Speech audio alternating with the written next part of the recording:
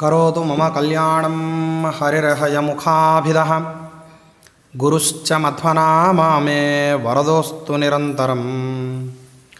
ಕಲ್ಯಾಣಾದ್ಭುತಗಾತ್ರಾಯ ಕಾಮಿತಾರ್ಥಪ್ರದಾಯಿನೇ ಶ್ರೀಮದ್ವೆಂಕಟನಾಥಾಯ ಶ್ರೀನಿವಾಸಾಯ ತೇ ನಮಃ.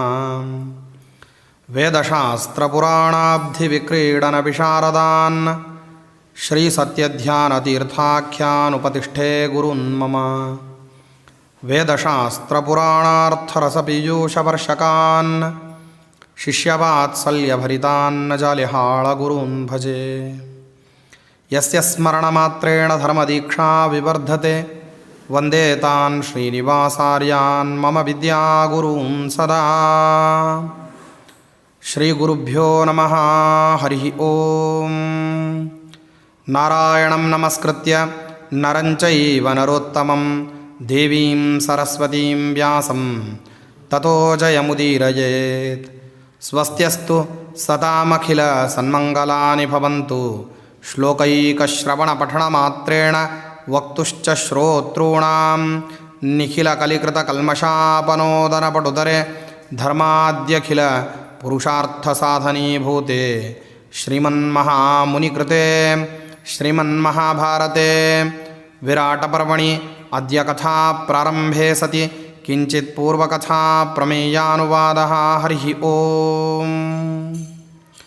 ಧರ್ಮೋ ವಿವರ್ಧತಿ ಯುಧಿಷ್ಠಿರಕೀರ್ತನೇನ ಪಾಪಂ ಪ್ರಣಶ್ಯತಿ ಬೃಕೋದರ ಕೀರ್ತನೇನ ಶತ್ರೂನ್ ವಿನಂಕ್ಷ್ಯತಿ ಧನಂಜಯ ಕೀರ್ತನೇನ ಮಾದ್ರೀಸುತೌ ಕಥಯತಾಂ ನ ಭವಂತಿ ರೋಗಾಃ. ಶ್ರೀ ಗುರುಭ್ಯೋ ನಮಃ. ಹರಿ ಓಂ. ಕರ್ಣನ ಮಾತಿಗೆ ಪ್ರತಿಯಾಗಿ ಅಶ್ವತ್ಥಾಮಾಚಾರ್ಯರು ಅಂದರು, ನೀವು ವಾಸ್ತವದಲ್ಲಿ ಅತ್ಯಂತ ಅಸಮರ್ಥರಾದಂತಹ ವ್ಯಕ್ತಿಗಳಾಗಿದ್ದುಕೊಂಡು ಅತಿ ಸಮರ್ಥರಾಗಿರ್ತಕ್ಕಂತಹ ಪಾಂಡವರನ್ನು ವಿರೋಧ ಮಾಡಲಿಕ್ಕೆ ಹೊರಟಿದ್ದೀರಿ. ಆದರೆ ಬೇಸರದ ಸಂಗತಿ ಏನಂತಂದರೆ, ಅವ್ರನ್ನ ಅತಿ ಸಮರ್ಥರು ಅಂತ ಯಾರು ಹೇಳ್ತಾರೋ ಪಾಂಡವರನ್ನು ಮಾತ್ರ ದ್ವೇಷ ಮಾಡೋದಲ್ಲ, ಅವ್ರನ್ನ ಸಮರ್ಥರು ಅಂತ ಹೇಳಿದವ್ರನ್ನ ಎಲ್ಲರನ್ನೂ ದ್ವೇಷ ಮಾಡ್ತೀರಿ. ಆದ್ದರಿಂದಾಗಿ ಇಲ್ಲಿ ಅತ್ಯಂತ ಸಮರ್ಥರು ಅಂತ ಹೇಳಿ ನೀವೇನು ಪರಿಭಾವಿಸಿದ್ದೀರಿ.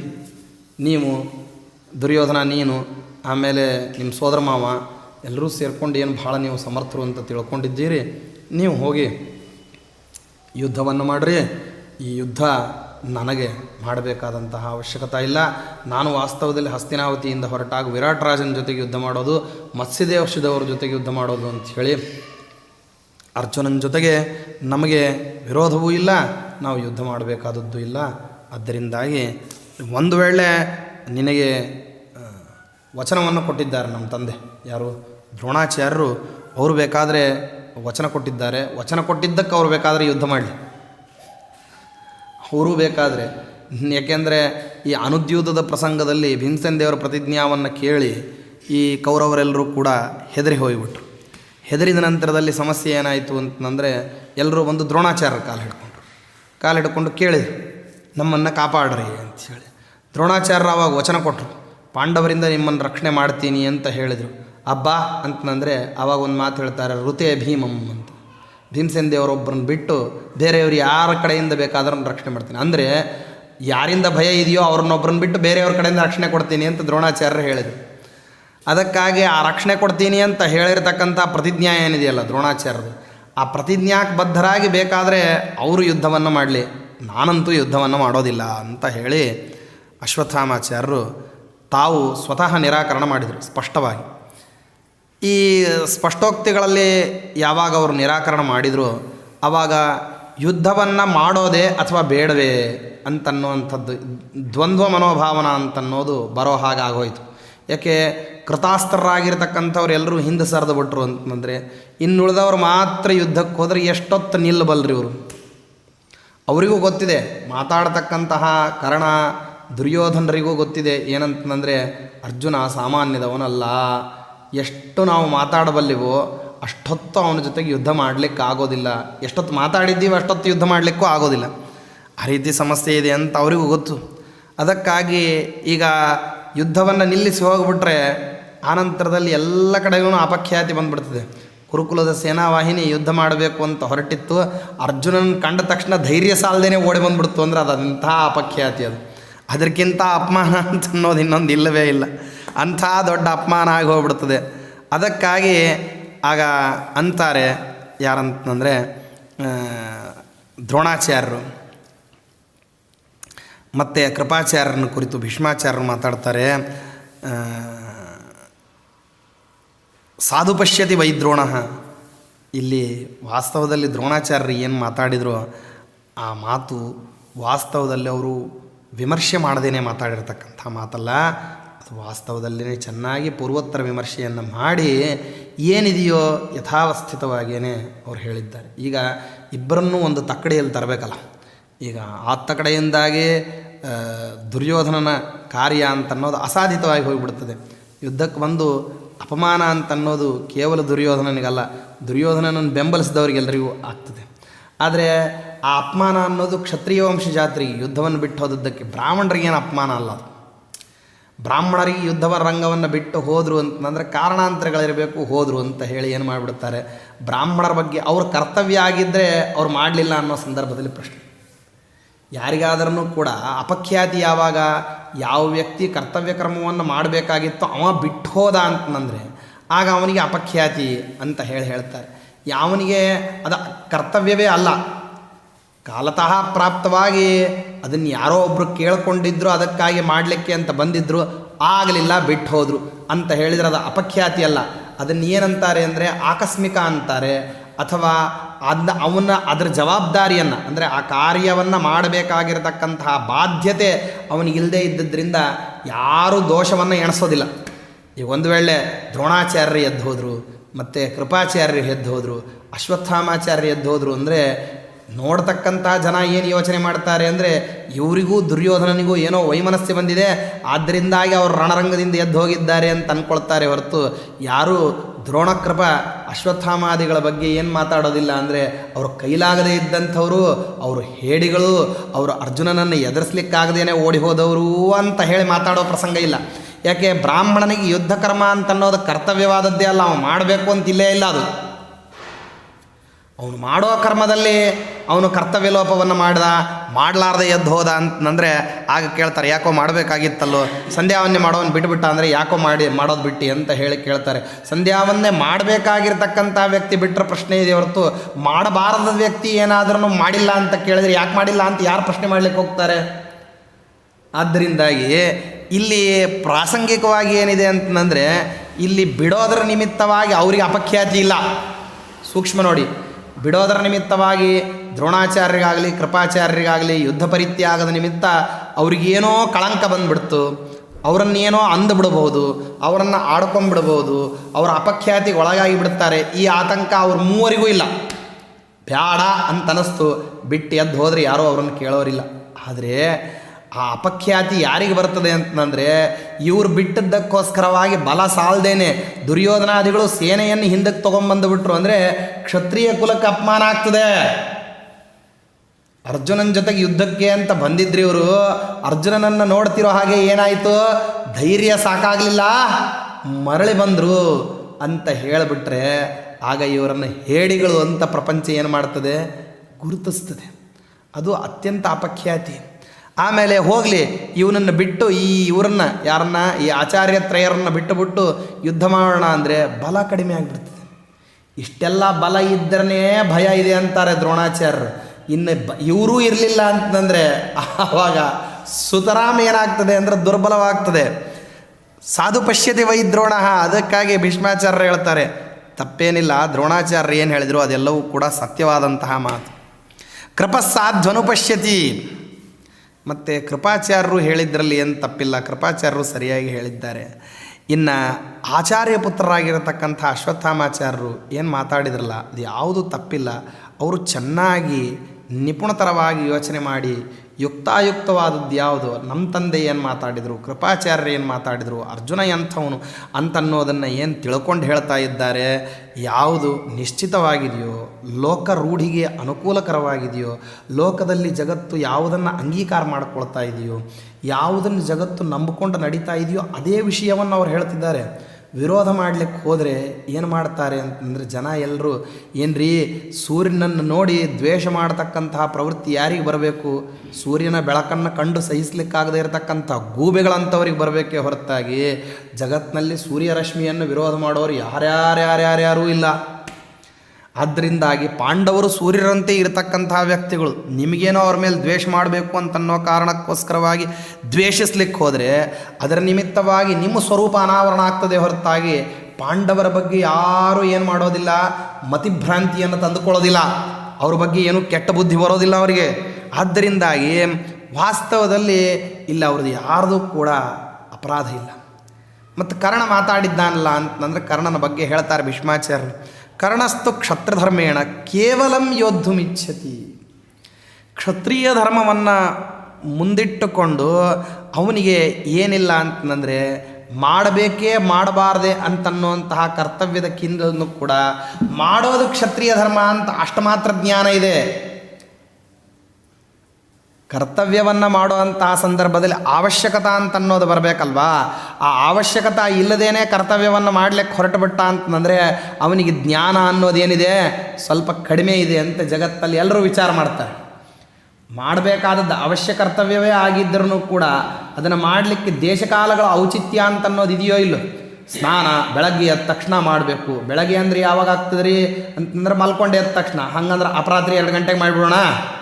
ಕರ್ತವ್ಯ ಅಲ್ಲೇನು ಅವಶ್ಯವಾಗಿ ಮಾಡಿಬಿಡೋದ್ರಪ್ಪ. ಬೇಗ ಅವಸರದಿಂದ ಹೋಗಿಬಿಟ್ಟು ಏನು ಮಾಡಿಬಿಡೋದು ಅಂತಂದರೆ ಸ್ನಾನ ಮಾಡಿಬಿಡೋದು. ಯಾವುದು ಕಾಲವೋ ಅಕಾಲವೋ ಅಂತ ಅಂದರೆ ಆವಾಗ ಅಕಾಲದಲ್ಲಿ ಮಾಡಿರ್ತಕ್ಕಂತಹ ಕರ್ಮಗಳನ್ನು ಏನನ್ನೋದಿಲ್ಲ, ಅದನ್ನು ಕರ್ತವ್ಯ ಅಂತ ಪರಿಗಣನೆ ಮಾಡೋದಿಲ್ಲ.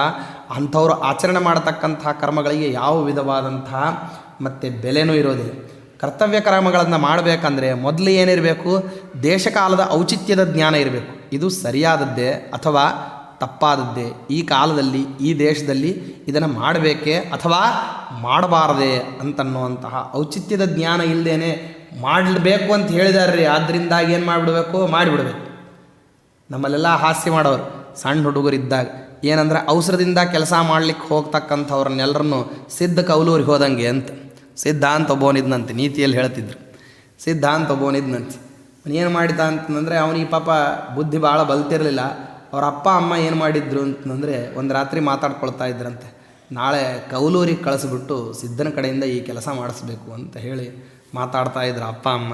ಇವಾಗ ಕೇಳ್ಕೊಂಡ ಏನಂದರೆ ನಾಳೆ ಕೌಲೂರಿಗೆ ಹೋಗಬೇಕು ಅಂತ. ಬೆಳಗ್ಗೆ ಎದ್ದ ತಕ್ಷಣ ಏನು ಮಾಡ್ದ? ಯಾರಿಗೂ ಹೇಳಲಿಲ್ಲ ಕೇಳಲಿಲ್ಲ, ಕೌಲೂರಿಗೆ ಹೋಗಿಬಿಟ್ಟು ಬಂದುಬಿಟ್ಟ.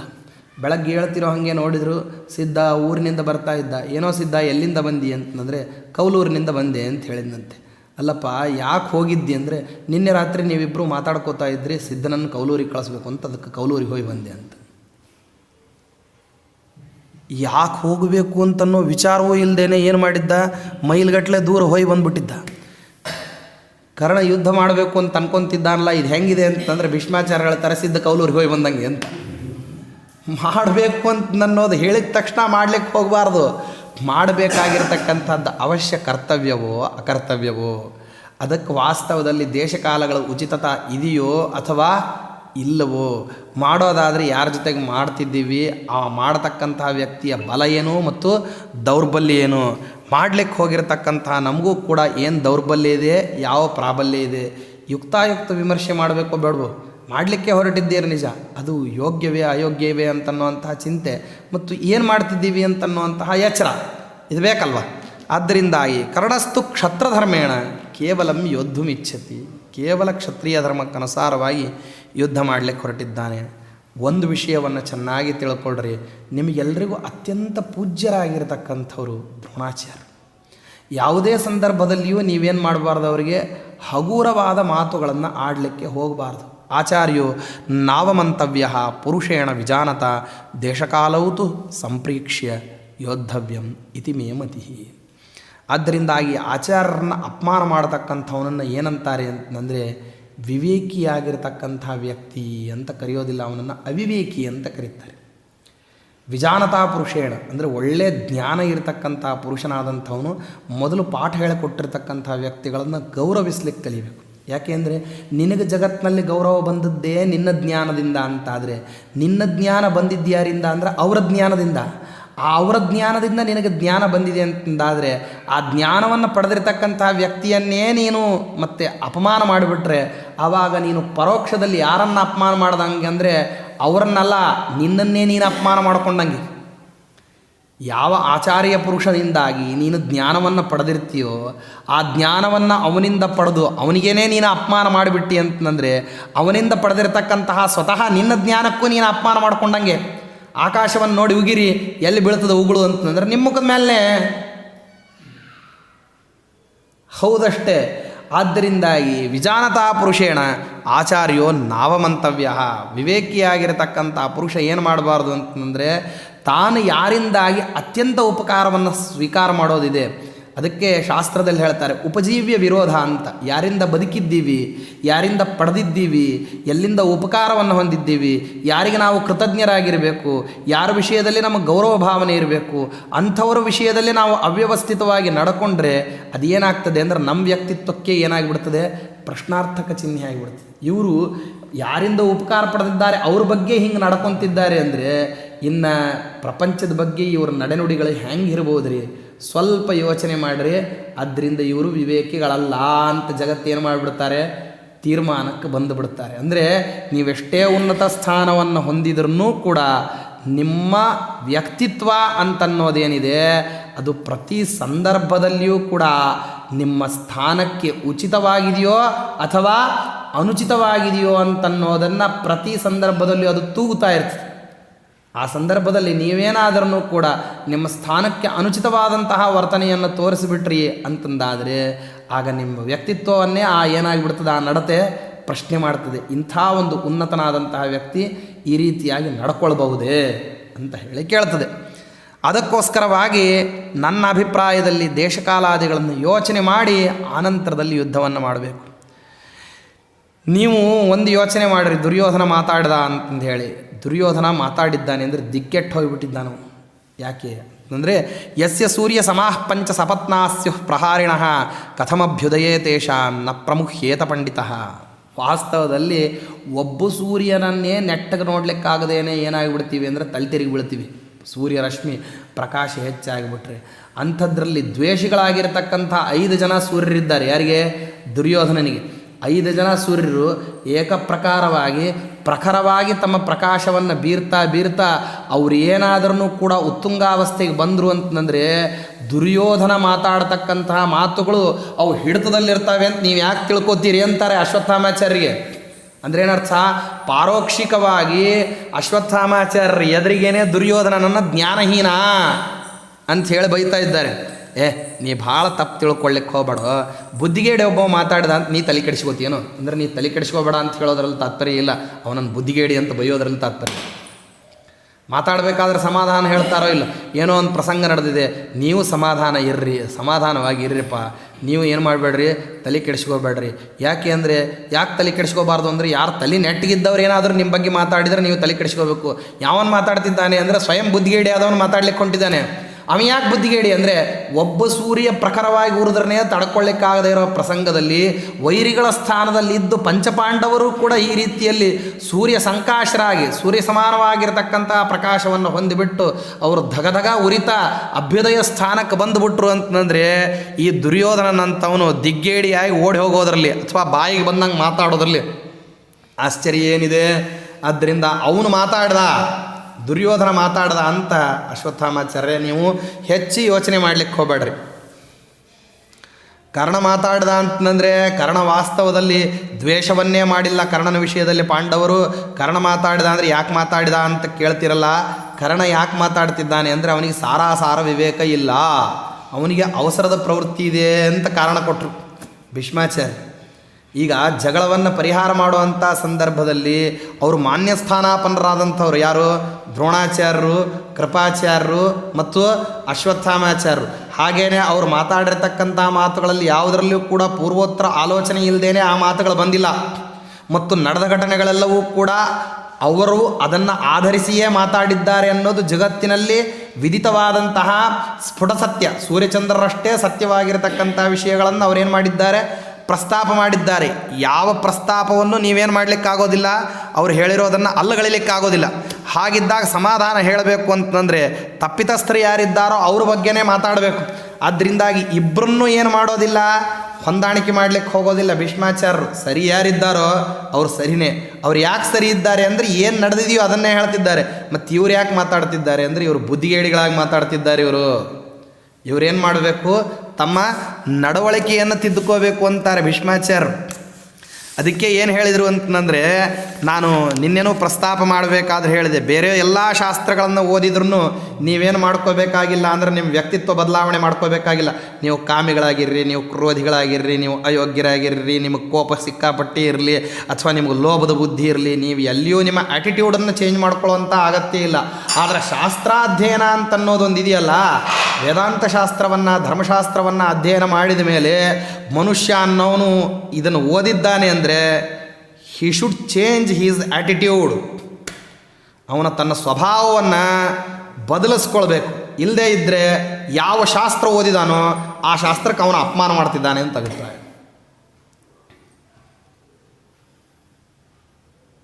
ಇದು ಪ್ರತಿಯೊಂದು ಕಡೆಗೂ ಹಿಂಗೆ ಹೇಳ್ತಾರೆ. ಕೆಲವಾರು ಕಡೆ ಆಯಾ ಶಾಸ್ತ್ರಗಳನ್ನು ವಾಸ್ತವದಲ್ಲಿ ಅತ್ಯಂತ ಇವತ್ತಿನ ಅಲೋಪತಿ ಶಾಸ್ತ್ರ ಅಂತನ್ನೋದು ಆಂಗ್ಲರಿಂದ ಕಂಡುಹಿಡಿಯಲ್ಪಟ್ಟು ನಮ್ಮ ಭಾರತ ದೇಶದಲ್ಲಿ ತುಂಬ ವ್ಯಾಪ್ತವಾಗಿ ಇದ್ದರೂ ಆ ಆಂಗ್ಲರಿಂದ ಪ್ರವರ್ತಿತವಾಗಿರತಕ್ಕಂಥ ಆ ಶಾಸ್ತ್ರದಲ್ಲಿ ಮೊದಲಿಗೆ ಆ ಅನಾಟಮಿ ಇದನ್ನೆಲ್ಲನೂ ಹೇಳ್ಕೊಡೋಕ್ಕಿಂತ ಮುಂಚೆ ಒಂದು ಪ್ಲೆಜ್ ಅಂತ ಹೇಳಿಸ್ತಾರೆ ಅವ್ರ ಕಡೆಯಿಂದ. ಒಂದು ಪ್ರತಿಜ್ಞಾವಿಧಿ ಅಂತಿದೆ. ಏನು ಆ ಪ್ರತಿಜ್ಞಾವಿಧಿ ಅಂತಂದರೆ, ಯಾವುದೇ ಸಂದರ್ಭದಲ್ಲಿ ಎಂಥದ್ದೇ ರೋಗಿಯನ್ನವನು ನಿನಗೆ ಬರಲಿ, ಅವನು ನಿನಗೆ ದ್ವೇಷಿಯಾಗಿರ್ಬೋದು, ಅವ ಕ್ರೂರಿಯಾಗಿರ್ಬೋದು, ಅವ ಎಂಥದ್ದೇ ನಿನ್ನ ಹತ್ತಿರದಲ್ಲಿ ಯಾವುದೇ ವಿಧವಾದ ವಿರೋಧವನ್ನು ಮಾಡಿರ್ಬೋದು, ನಿನ್ನನ್ನು ಕೊಲ್ಲೋದಕ್ಕೆ ಬಂದಿರಬಹುದು. ಆದರೆ ನೀನು ಅವನ ಶರೀರವನ್ನು ನೋಡಿದಂತಹ ಸಂದರ್ಭದಲ್ಲಿ ಅವನ ಶರೀರಕ್ಕೆ ತೊಂದರೆಯಾದಾಗ ಆ ಶರೀರವನ್ನು ಗುಣಪಡಿಸೋದ್ರ ಬಗ್ಗೆ ನೀನು ಯೋಚನೆ ಮಾಡಬೇಕೇ ಹೊರತಾಗಿ ಅವನ ಬಗ್ಗೆ ಇರತಕ್ಕಂಥ ರಾಗದ್ವೇಷಗಳನ್ನು ನೀನೇನು ಮಾಡಬಾರ್ದು, ಅಲ್ಲಿ ಆಲೋಚನೆ ಮಾಡಬಾರ್ದು. Being A doctor it is your pledge ಅಂತ ಹೇಳ್ತಾರೆ. ಇದು ನಿನ್ನ ಪ್ರತಿಜ್ಞಾವಿಧಿ. ಅಲ್ಲಿ ನೀನು ನೋಡಬೇಕಾದದ್ದೇನು, ಆ ರೋಗಿಯ ಗುಣಸ್ವಭಾವಗಳನ್ನಲ್ಲ, ಆ ರೋಗಿಯ ಶರೀರದಲ್ಲಿರ್ತಕ್ಕಂತಹ ರೋಗವನ್ನು ಮಾತ್ರ ಗಮನಿಸಬೇಕು. ಅಲ್ಲಿ ಆಗಿರತಕ್ಕಂತಹ ಗಾಯಗಳನ್ನು ಮಾತ್ರ ನೋಡಬೇಕು. ಅದರಿಂದ ಆಗತಕ್ಕಂತಹ ಶರೀರಕ್ಕೆ ಆಗುವ ಅನಾಹುತವನ್ನು ತಪ್ಪಿಸೋದಷ್ಟೇ ನಿನ್ನ ಕೆಲಸ. ಹಿಂಗೆ ಆಯಾ ಶಾಸ್ತ್ರದಲ್ಲಿ ಹೇಳ್ತಾರಲ್ಲ, ಹಾಗೆ ಇಲ್ಲಿ ಏನಂತಂದರೆ ಈ ವೇದಾಂತ ಶಾಸ್ತ್ರ, ಈ ತತ್ವಜ್ಞಾನದ ಸಂಪತ್ತು ಅಂತನ್ನೋದನ್ನು ಯಾರು ಸಂಪಾದನೆ ಮಾಡ್ತಾರೆ, ಧರ್ಮಶಾಸ್ತ್ರವನ್ನು ಯಾರು ತಿಳಿತಾರೆ, ವಿಧಿಯನ್ನು ಯಾರು ಓದ್ತಾರೆ, ವೇದಶಾಸ್ತ್ರಗಳನ್ನು ಯಾರು ಓದ್ತಾರೆ, they should change their attitudes. ಅವರು ಅತ್ಯಂತ ಸ್ಫುಟವಾಗಿ ಏನು ಮಾಡಬೇಕು ಅಂತಂದರೆ ತಮ್ಮಲ್ಲಿ ಯಾವುದನ್ನು ಬದಲಾವಣೆ ಮಾಡ್ಕೋಬೇಕು. ತಾವು ಕಾಮಿಗಳಾಗಿ ಏನು ಮಾಡಬಾರ್ದು ಅಂದರೆ ಇನ್ನೊಬ್ಬರ ದ್ರವ್ಯವನ್ನು ಹೊತ್ತು ಹಾಕುವಂಥದ್ದಾಗಲಿ, ಅಥವಾ ಕ್ರೋಧಿಗಳಾಗಿ ತಾವು ಇನ್ನೊಬ್ಬರ ಬಗ್ಗೆ ದುರ್ನಡತೆಯನ್ನು ತೋರಿಸೋದಾಗಲಿ, ಲೋಭ ಬುದ್ಧಿಯಿಂದ ಇನ್ನೊಬ್ಬರಿಗೆ ಮೋಸ ಮಾಡತಕ್ಕಂಥ ಸ್ವಭಾವವನ್ನಾಗಲಿ, ಇದನ್ನು ಯಾವುದನ್ನು ಏನು ಮಾಡೋ ಹಾಗಿಲ್ಲ. ಬೇರೆಯವರೆಲ್ಲರೂ ಮಾಡಿದರೆ ಅದಕ್ಕೇನಿದೆ, ಕ್ಷಮ ಇದೆ. ಶಾಸ್ತ್ರವನ್ನು ತಿಳಿದವನು ಅದನ್ನು ಮಾಡಿದ ಅಂತಂದರೆ ಆವಾಗಂತಾರೆ ಇವರು ಶಾಸ್ತ್ರಾಧ್ಯಯನ ಮಾಡ್ಯಾರ ಅಂತೀರಿ, ಆ ಶಾಸ್ತ್ರ ಇವರಿಗೆ ವಾಸ್ತವದಲ್ಲಿ ತಲೆಗೆ ಹೋಗಿದೆಯೋ ಅಥವಾ ತಲೆಗಿಂತಲೂ ಒಳಗೆ ಹೋಗಿದೆಯೋ ಅಂತ ಕೇಳ್ತಾರೆ. ತಲೆಯಿಂದ ಒಳಗೆ ಹೋಗಿದ್ದರೆ ಕೈಕಾಲಗಳಲ್ಲಿ ಅದರ ಆಚಾರ ಸಂಪತ್ತಿ ಇರ್ತದೆ. ತಲೆಯಿಂದ ಒಳಗೆ ಹೋಗಿರಲಿಲ್ಲ ಅಂದರೆ ಏನಾಗ್ತದೆ, ಕಿವಿಯಿಂದ ಇನ್ನೊಂದು ಕಿವಿಗೆ ಅದು ದಾಟಿ ಬಿಟ್ಟಿತ್ತು ಅಂದರೆ ಈ ಕಿವಿಯಿಂದ ಬಂದು ಆ ಕಿವಿಗೆ ಅದು ಹೊರಟು ಹೋಗಿತ್ತು ಅಂತಾದರೆ ಆವಾಗ ಆಚಾರಶೀಲತೆ ಅಂತ ಅನ್ನೋದಿರೋದಿಲ್ಲ. ಅದಕ್ಕೋಸ್ಕರವಾಗೇ ಹೇಳ್ತಾರೆ ಇಲ್ಲಿ ಏನಪ್ಪ ಅಂತಂದರೆ, ಓದಿದ ಅಡ್ಡರಾದಂಥವ್ರು ಇವರಿಬ್ಬರು ಅಂತ ದ್ರೋಣಾಚಾರ್ಯರ ಎದುರಿಗೆ ಪ್ರಸ್ತಾಪ ಮಾಡಬೇಕಾದ್ರೆ ಭೀಷ್ಮಾಚಾರ್ಯರು ಅಂತಾರೆ ದ್ರೋಣಾಚಾರ್ಯರಿಗೆ, ಕೃಪಾಚಾರ್ಯರಿಗೆ, ಅಶ್ವತ್ಥಾಮಾಚಾರ್ಯರಿಗೆ, ಇವರು ಓದಿದ್ದಾರೆ ಅಂತ ಭ್ರಾಂತರಾಗ್ಲಿಕ್ಕೆ ಹೋಗಬೇಡ್ರಿ, ಇವ್ರಿಗೆ ಓದಿದ್ದೇನಿದ್ರೂ ಒಳಗೆ ಇಳಿದಿಲ್ಲ, ಓದಿದ್ದಾರೆ ಅಷ್ಟೇ. They are well trained, not well educated. Well trained ಪರ್ಸನಿಗೂ ವೆಲ್ ಎಜುಕೇಟೆಡ್ ಪರ್ಸನ್ನಿಗೂ ತುಂಬ ವ್ಯತ್ಯಾಸ ಇದೆ. ವೆಲ್ ಟ್ರೈನ್ಡ್ ಆದವನು ಏನು ಮಾಡ್ತಾನೆ, ಕೆಲಸ ಮಾಡ್ತಾನೆ. ವೆಲ್ ಎಜುಕೇಟೆಡ್ ಆದವನು ಯಾವ ಕೆಲಸ ಮಾಡಬೇಕು ಅಂತ ಯೋಚನೆ ಮಾಡ್ತಾನೆ. ಇಬ್ಬರಿಗೂ ಇರೋವಂಥದ್ದು ಇಷ್ಟೇ ವ್ಯತ್ಯಾಸ. ವೆಲ್ ಟ್ರೈನ್ಡ್ ಆದವನು ಕೆಲಸ ಮಾಡ್ತಾನೆ, ವೆಲ್ ಎಜುಕೇಟೆಡ್ ಆದವನು ಕೆಲಸ ಮಾಡ್ತಾನೆ. ವೆಲ್ ಟ್ರೈನ್ಡ್ ಆದವನು ಏನು ಮಾಡ್ತಾನೆ ಅಂದರೆ ಕೆಲಸ ಮಾತ್ರ ಮಾಡ್ತಾನೆ, ಅದ್ರ ಹಿನ್ನೆಲೆ ಗೊತ್ತಿರೋದಿಲ್ಲ ಅವನಿಗೆ. ವೆಲ್ ಎಜುಕೇಟೆಡ್ ಆದವನು ಆ ಟ್ರೈನಿಂಗಿನ ಹಿಂದೆ ಇರತಕ್ಕಂಥ ಎಜುಕೇಷನನ್ನು ತನ್ನೊಳಗೆ ತಗೊಂಡು ಅದರಿಂದ ಏನು ಮಾಡಬೇಕು ಮಾಡಬಾರ್ದು ಅಂತನ್ನೋದನ್ನು ವಿವೇಕ ಇಟ್ಕೊಂಡು ಕೆಲಸ ಮಾಡ್ತಾನೆ. ಬೈಯೋದು ಹೆಂಗೆ ಬೈತಾರೆ ನೋಡ್ರಿ, ಅವರು ಭಾಳ ಓದ್ಯಾರ ಆದರೆ ಅವ್ರಿಗೇನಿಲ್ಲ, ಜ್ಞಾನ ಇಲ್ಲ. ಅದೇನಾಗಿಲ್ಲ, ಜ್ಞಾನ ಒಳಗೆ ಇಳಿದಿಲ್ಲ. ಅದು ಓದೋದ್ರ ಮಟ್ಟಿಗೆ ಮಾತ್ರ ಉಳಿದಿದೆ, ಅದು ಪಕ್ವ ಆಗಿಲ್ಲ. ಧಾರ್ತರಾಷ್ಟ್ರೋಪಿ ದುರ್ಬುದ್ಧಿ ಪಶ್ಯನ್ನಪಿ ಧನಂಜಯಂ ನೈವ ಪಶ್ಯತಿ ನಾಘ್ರಾತಿ ಮಂದಃ ಕ್ರೋಧವಶಂ ಗತಃ. ಇವನಿಗೆ ಈ ಧೃತರಾಷ್ಟ್ರ ಸುತನಾಗಿರ್ತಕ್ಕಂಥವನೇನಿದ್ದಾನಲ್ಲ ದುರ್ಯೋಧನ, ಇವನು ದುರ್ಬುದ್ಧಿ ಸ್ವಭಾವದವನು. ಇವನಿಗೆ ವಾಸ್ತವದಲ್ಲಿ ಧನಂಜಯನನ್ನು ನೋಡಿದ್ರೂ ಕೂಡ ಅವನ ಕೀರ್ತಿ ಎಂಬತಕ್ಕಂಥದ್ದೇನಿದೆಯಲ್ಲ, ಕೀರ್ತಿ ಎಂಬತಕ್ಕಂತಹ ಕುಸುಮ ಅದು ಹೊರಗೆ ಸೂಸ್ತಕ್ಕಂತಹ ಪರಿಮಳ ಏನಿದೆಯಲ್ಲ, ಕೀರ್ತಿ ಸರ್ವತ್ರ ಪ್ರಸೃತವಾಗಿರ್ತಕ್ಕಂತಹ ಪರಿಮಳ ಏನಿದೆಯಲ್ಲ, ಆ ಪರಿಮಳವನ್ನು ಏನು ಮಾಡ್ತಿಲ್ಲ ಇವನು, ಆಘ್ರಾಣಿಸ್ತಾ ಇಲ್ಲ. ಸರ್ವತ್ರ ಅವನ ಕೀರ್ತಿ ಏನಾಗಿಬಿಟ್ಟಿದೆ, ವಿಖ್ಯಾತ ಆಗಿದೆ. 3 ಲೋಕದ ಗಂಡ ಅವನು ಅಂತಂದು ಹೇಳಿ ಇಟ್ಟು ಏನು ಮಾಡ್ತಿದ್ದಾರೆ ಅರ್ಜುನನನ್ನು ಪ್ರತಿಯೊಬ್ಬ ವ್ಯಕ್ತಿಗಳು, ಬೇಕೋ ಬೇಡವೋ, ದೇವತಾಲೋಕದಿಂದ ಆರಂಭ ಮಾಡಿಕೊಂಡು ಭೂಲೋಕದವರೆಗೆ ನರಲೋಕದವರೆಗೆ ಎಲ್ಲರೂ ಏನು ಮಾಡ್ತಾ ಇದ್ದಾರೆ, ಏಕಪ್ರಕಾರವಾಗಿ ಅರ್ಜುನನನ್ನು ಸ್ತೋತ್ರ ಮಾಡ್ತಾ ಇದ್ದಾರೆ. ಅಂಥ ಸ್ತುತಿಸ್ಕೊಳ್ತಕ್ಕಂತಹ ಅರ್ಜುನ ಎದುರಿಗೆ ಬಂದರೆ ಅವನನ್ನು ನೋಡಿ ಇವನು ದ್ವೇಷ ಮಾಡೋದಾದ ಪಕ್ಷದಲ್ಲಿ ಎಷ್ಟು ಎಚ್ಚರಿಕೆಯಿಂದ ಇರಬೇಕು. ಆ ಎಚ್ಚರಿಕೆ ಏನು ಎಂಬುದನ್ನೇ ದ್ರೋಣಾಚಾರ್ಯರು ಪ್ರಸ್ತಾಪ ಮಾಡಿದ್ದಾರೆ. ಆದ್ದರಿಂದಾಗಿ ಯಾಕೆ ಇವನು ಈ ರೀತಿ ಮಾಡ್ತಿದ್ದಾನೆ ಅಂತಂದರೆ ಅಲ್ಲೂ ಒಂದು ಸಮಸ್ಯೆ ಇದೆ. ಕ್ರೋಧವಶಂಗತಃ ಮನುಷ್ಯ ಕಾಮಾದಿಗಳಿಗೆ ಏನಾಗಬಾರ್ದು, ಅರಿಷಡ್ವರ್ಗಗಳಿಗೆ ತಾನು ದಾಸನಾಗಬಾರ್ದು. ಇವನೇನಾಗಿಬಿಟ್ಟಿದ್ದಾನೆ ಅಂದರೆ ಕ್ರೋಧಕ್ಕೆ ದಾಸನಾಗಿಬಿಟ್ಟಿದ್ದಾನೆ. ಪಾಂಡವರ ಮೇಲೆ ಕೋಪ ಇದೆ ಅನ್ನೋ ಕಾರಣಕ್ಕೋಸ್ಕರವಾಗಿ ಬಂದಿರುವಂಥ ವ್ಯಕ್ತಿ ಯಾರು ಅಂತ ಗಮನಿಸೋದರಲ್ಲಿ ಏನಾಗಿದ್ದಾನೆ, ವಿಫಲನಾಗಿಬಿಟ್ಟಿದ್ದಾನೆ. ಅದು ದೊಡ್ಡದಾಗಿರತಕ್ಕಂಥ ಸಮಸ್ಯೆ. ದುರ್ಯೋಧನ ಕಣ್ಣಿದ್ದು ಕುರುಡನಾಗಿದ್ದಾನೆ. ಯಾಕೆ ಅಂತಂದರೆ ಕ್ರೋಧಕ್ಕೆ ಏನು ಮಾಡಿಬಿಟ್ಟಿದ್ದಾನೆ, ವಶನಾಗಿ ತನ್ನ ಕಣ್ಣುಗಳನ್ನು, ವಿವೇಕ ಅಂತನ್ನುವಂತಹ ಕಣ್ಣುಗಳನ್ನು ಕಳಕೊಂಡು ಏನು ಮಾಡ್ತಿದ್ದಾನೆ, ವ್ಯವಹಾರವನ್ನು ಮಾಡ್ತಾ ಇದ್ದಾನೆ. ಯೋ ಮುಕ್ತಾತು ರಾಜಾನಂ, ಈ ರೀತಿಯಲ್ಲಿ ಎದುರಿಗೇನೆ ದುರ್ಯೋಧನನ ಮುಖದ ಮೇಲೆ ಹೊಡೆದಂಗೆ ಹೇಳಿಬಿಟ್ರು ಭೀಷ್ಮಾಚಾರ್ಯರು, ನೀವು ಮಾಡ್ತಕ್ಕಂಥ ಅನ್ಯಾಯ ನೀವೀ ರೀತಿ ಮಾಡಿದ್ದೀರಿ ಅಂತಲ್ಲ, ಅವರಿಗೆ ಸಮಾಧಾನ ಹೇಳ್ತಕ್ಕಂಥ ನಿಮಿತ್ತದಿಂದ ಇವರೆಂಥವ್ರು ಅಂತ ಅವರಿಗೆ ಪ್ರಸ್ತಾಪ ಮಾಡಿದರು. ಇವ್ರಿಗೆ ವಿವೇಕ ಹೇಳಿದರೆ ಏನಾಗೋದಿಲ್ಲ, ಇವರು ಈ ಮಂದಿ ತಿಳ್ಕೊಳ್ಳೋದಿಲ್ಲ, ಇವ್ರಿಗೆ ಹೇಳೋದು ವ್ಯರ್ಥ ಇವ್ರಿಗೆ ವಿವೇಕವನ್ನು. ಆದ್ದರಿಂದಾಗಿ ಯಾರು ವಿವೇಕಿಗಳಿದ್ದರೆ ಅವ್ರಿಗೇನೆ ಇವ್ರು ಎಂಥ ಅವಿವೇಕಿಗಳು ಅಂತ ಗೊತ್ತಿದ್ರೂ ಪರಿಚಯ ಮಾಡಿಕೊಟ್ರು. ಇವರು ಈ ಕ್ರಮದ ಅವಿವೇಕಿಗಳು ಅಂತ ಗೊತ್ತಿಲ್ಲ ಅಂತಿಲ್ಲ. ಯಾರಿಗೆ, ದ್ರೋಣಾಚಾರ್ಯರಿಗಾಗಲಿ, ಕೃಪಾಚಾರ್ಯರಿಗಾಗಲಿ, ಅಶ್ವತ್ಥಾಮಾಚಾರ್ಯರಿಗಾಗಲಿ ಇವರು ಈ ಮಟ್ಟದ ಅವಿವೇಕಿಗಳು ಹೌದೋ ಅಲ್ಲೋ ಅಂತ ಸಂದೇಹನೂ ಇಲ್ಲ ಅವರಿಗೆ, ಅಥವಾ ಅಲ್ಲ ಅಂತನ್ನುವಂತಹ ಭ್ರಾಂತಿಯೂ ಇಲ್ಲ. ಅವ್ರಿಗೆ ಚೆನ್ನಾಗಿ ಗೊತ್ತಿದೆ ಕರ್ಣ, ಶಕುನಿ, ದುರ್ಯೋಧನ ಇವರು ಶುದ್ಧ ಅವಿವೇಕಿಗಳು ಅಂತನ್ನೋ ತತ್ವಜ್ಞಾನ ಇದೆ. ಮತ್ತು ಅವ್ರಿಗಿದ್ರೂ ಇವ್ರು ಯಾಕೆ ಹೇಳಿದರು ಅಂತಂದರೆ, ನೋಡ್ರಪ್ಪ ನೀವು ವಿವೇಕಿಗಳಿದ್ದೀರಿ, ಅವಿವೇಕಿಗಳು ಹೇಳ್ತಕ್ಕಂತಹ ಮಾತುಗಳಿಗೆ, ಅಭಿಪ್ರಾಯಗಳಿಗೆ ಏನು ಮಾಡಬೇಡ್ರಿ, ಬೆಲೆ ಕೊಡಬೇಡ್ರಿ. ನಾನೊಬ್ಬ ಪ್ರಾಜ್ಞ ಏನಾಗಿದ್ದೀನಿ ಅಂದರೆ ಇಲ್ಲಿ ಇವ್ರ ಮಧ್ಯದಲ್ಲಿ ಇದ್ದೀನಿ, ಆದ್ದರಿಂದ ನನ್ನ ಮಾತನ್ನು ನೀವೇನು ಮಾಡಿರಿ, ಪರಾಮರ್ಶೆ ಮಾಡಿರಿ ಅಂತ ಹೇಳ್ತಾ ಇದ್ದಾರೆ. ಏವ ಮುಕ್ತಾತು ರಾಜಾನಂ ಪುನರ್ದ್ರವಣಿಂ ಅಥಾಬ್ರವೀತ್ ಪ್ರಾಂಜಲಿರ್ ಭರತಶ್ರೇಷ್ಠ ಸಾಮ್ನಾ ಬುದ್ಧಿಮತಾಂ ವರಹ. ಸಾಮೋಪಾಯವನ್ನು ಬಳಸೋದ್ರಲ್ಲಿ ಭೀಷ್ಮಾಚಾರ್ಯರಿಗೆ ಅವ್ರಿಗೆ ಅವರೇ ಸಾಟಿ. ಅಂಥ ಅದ್ಭುತರಾದಂಥವ್ರು ಯಾವ ಕಾರ್ಯವನ್ನು ಮಾಡುವಂಥ ಸಂದರ್ಭದಲ್ಲಿ ಎಷ್ಟು ಬಾಗಿದ್ರೆ ಕೆಲಸ ಆಗ್ತದೆ, ಎಷ್ಟು ಬಗ್ಗಿದ್ರೆ ನಮ್ಮ ಕಾರ್ಯವನ್ನು ಸಾಧನೆ ಮಾಡ್ಕೋಬಹುದು. ಎದುರಿಗಿರ್ತಕ್ಕಂಥ ವ್ಯಕ್ತಿ ಎಷ್ಟು ಗುಣಗಳಿಂದ ಪರಿಪೂರ್ಣನಿದ್ದಾನೋ, ಎಷ್ಟು ಗುಣಗಳಿಂದ ಉತ್ಕೃಷ್ಟನಿದ್ದಾನೋ ಅವನ ಹತ್ರ ಬಗ್ಗೋದ್ರ ಮೂಲಕವಾಗಿ ನಾವು ಎಷ್ಟು ದೊಡ್ಡವರಾಗ್ಬೋದು. ಅನ್ಯಥಾ ಮಗನಾಗಿ ನಿಂತುಕೊಂಡು ತಂದೆಯ ವಿವಾಹವನ್ನು ದಾಶರಾಜನ ಹತ್ತಿರದಲ್ಲಿ ಪ್ರಸ್ತಾಪವನ್ನು ಮಾಡಿ ಆ ಪ್ರಸ್ತಾಪವನ್ನು ಯಶಸ್ವಿಯನ್ನಾಗಿ ಮಾಡಿಬಿಟ್ಟು ಸತ್ಯವತಿ ದೇವಿಯನ್ನು ಕರ್ಕೊಂಬರ್ತಕ್ಕಂತಹ ಪ್ರಾಜ್ಞವಂತಿಕೆಯನ್ನು ಭೀಷ್ಮಾಚಾರ್ಯರು ಮೇರಲಿಕ್ಕಾಗ್ತಿರಲಿಲ್ಲ. ಇವ ಹೋದ, ಕೇಳ್ದ ಶಂತನು ಚಕ್ರವರ್ತಿ, ಅವ ಏನು ಹೇಳ್ದ, ನನ್ನ ಮಗಳಲ್ಲಿ ಹುಟ್ಟತಕ್ಕಂಥ ಮಗನಿಗೆ ನೀವು ರಾಜ್ಯ ಕಾರ್ಯಭಾರವನ್ನು ಕೊಡೋದಾದ್ರೆ ಮಾತ್ರ ನಾನೇನು ಮಾಡ್ತೀನಿ, ನನ್ನ ಮಗಳನ್ನು ಕೊಡ್ತೀನಿ, ಅನ್ಯಥಾ ಕೊಡೋದಿಲ್ಲ ಅಂತ ಹೇಳ್ದ ಅವ. ಯಾರು, ದಾಶರಾಜ. ಹಾಗೆ ಹೇಳ್ದ ಕ್ಷಣಕ್ಕೆ ಬಂದುಬಿಟ್ಟ ಶಂತನು ಚಕ್ರವರ್ತಿ. ಆದರೆ ಸತ್ಯವತಿ ದೇವಿಯ ಮೇಲಿನ ಅಭಿಪ್ರಾಯ ಇದ್ದದ್ರಿಂದಾಗಿ ಅದನ್ನು ಯಾರ ಮುಂದೆ ಹೇಳ್ಕೊಳ್ಳೋ ಹಾಗೋನೂ ಇಲ್ಲ. ಆದರೆ ಸಾರಥಿಯಿಂದ ಈ ವೃತ್ತಾಂತವನ್ನು ತಿಳಿದಿರ್ತಕ್ಕಂತಹ ಭೀಷ್ಮಾಚಾರ್ಯರು ಎಂಥ ಸಾಮೋಪಾಯ, ಏನಪ್ಪ ನೀನು ನಮ್ಮಪ್ಪನಿಗೆ ಕನ್ಯಾ ಕೊಡೋದಿಲ್ಲ ಅಂತ ಹೇಳಿ, ಏನು ಕಾರಣ ಹೇಳು, ಈ ರೀತಿ ಕಾರಣ ಹೌದಾ, ಇಷ್ಟೇ ತಾನೆ. ಅವನು ಯಾಕೆ ಈ ರೀತಿ ಹೇಳ್ದ ಅಂತ ಅಂದ್ಕೊಂಡು ಬೆಳೆದು ನಿಂತಿರತಕ್ಕಂತಹ ಮಗ ನಾನಿರಬೇಕಾದ್ರೆ ಯೌವರಾಜ್ಯದಲ್ಲಿ ಪಟ್ಟಾಭಿಷೇಕನಾಗಿರ್ತಕ್ಕಂತಹ ನನ್ನನ್ನು ಬಿಟ್ಟು ರಾಜಗದ್ದುಗೆಯನ್ನು ನಿನ್ನ ಮಗಳಲ್ಲಿ ಹುಟ್ಟಿರ್ತಕ್ಕಂತಹ ಮಗನಿಗೆ ಅವನು ಹ್ಯಾಕೆ ಕೊಡ್ತಾನೆ, ಇದನ್ನು ನೀ ಕೇಳಬೇಕಾದಂಥ ಅವನ ಹತ್ರ ಅಲ್ವೇ ಅಲ್ಲ ಅಂದರು ಭೀಷ್ಮಾಚಾರ್ಯ.